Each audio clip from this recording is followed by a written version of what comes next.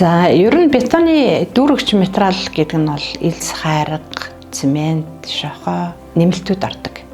Тэгээ өнөөдрийн байдлаар бол Монгол улсад одоо хамгийн чухал асуудал нь элс тавигдаж эхэлж байна. Элс чинь өөрөө холбогч материал, олон химийн элементүүд тэнд байдаг учраас чухал дүүрэгчд ордог. За манайх ер нь дээр үеэс наалахын 100 модны элснээ карьеруудыг ашиглаж эхэлсэн. 5-6 жилийн өмнөөс бол элсний асуудал жоохон хүндэрч эхлэх нэ гэсэн яриа бол үүсч байсан. Тэгээ энэ одоо өнөөдөр явсаар байгаад ер нь хүндрэх төлөвдөрөө ирж байна. Нэгдүгээрт одоо нөөцийн элсний нөөцүүд нь багасч эхэлсэн.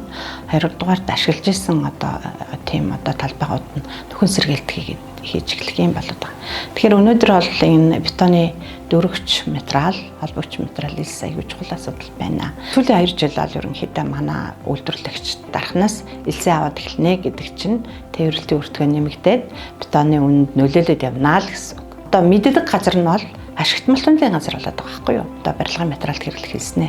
Ордууд нь хаануудгийн хэдэн тооны нөөцтэй юм, хэн ашигладгийн, ямар компани тариалтай энэ нь бол ашигтмалтын газар дээр байдаг. Ашигтмалтын газар бол нөгөө хаана байдгийг мэддэг газар. Тэгэхээр энэ ашигтмалтын газар барилгын салбар хоёрын хооронд одоо ингээд бодлогын гэрээ хэлсэрийн тим юмнууд байх хэвээр байхаа л гэж бодож байгаа.